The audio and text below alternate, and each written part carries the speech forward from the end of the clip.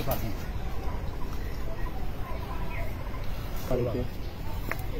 আমার বছর লাগছে।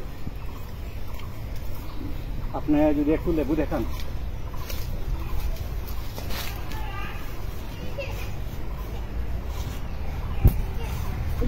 একটু বড় একটা লেবু, অনেক বড় একটু লেবু।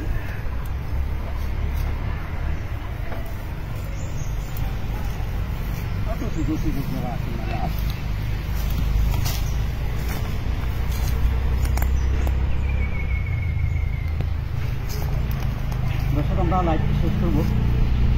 সবাই ভালো থাকুন, সুস্থ থাকুন, নিরাপদে থাকুন। আপনারা ফোন করতে পারেন। এবং যদি লেবু, বিশেষ করে এই এলাকায় লেবুর চাষ খুব বেশি হয়, এই এলাকায় যদি আপনারা এই লেবুর চাষ করতে চান, তাহলে আমরা যার সাথে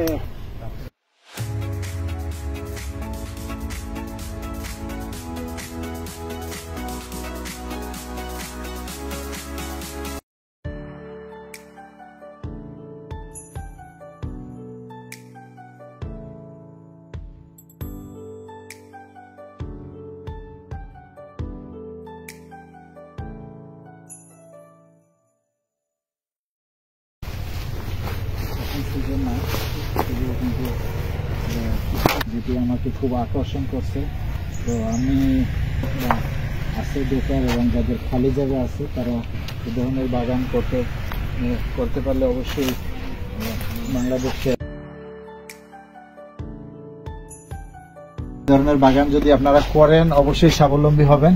এটি হচ্ছে সিলেটের ফতেপুর এলাকায়। এটার নাম কি আপনার গ্রামের?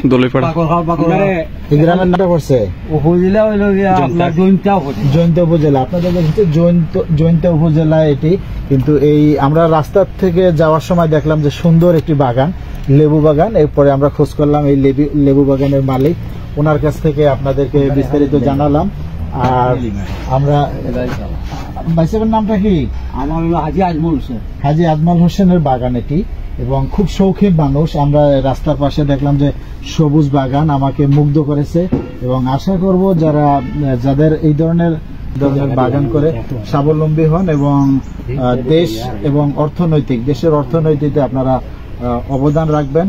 এবং সেই সাথে যেটি হবে যে বেকার যারা আছেন, বিশেষ করে বেকার যুবক যারা আছেন, এরা কিন্তু অন্ততপক্ষে একটি কর্মসংস্থান তৈরি করতে পারবেন এবং নিজের কর্মের সাথে সাথে অন্ততপক্ষে কাজে নিয়ে আসতে পারবেন। অর্থাৎ তারা আর বেকার থাকবে না। আমরা হব সমৃদ্ধি এবং সুন্দর একটি বাংলাদেশের নাগরিক। সবাইকে শুভেচ্ছা এবং সবাই সুস্বাস্থ্য কামনা করে ঈদ মোবারক, সবাইকে শুভেচ্ছা।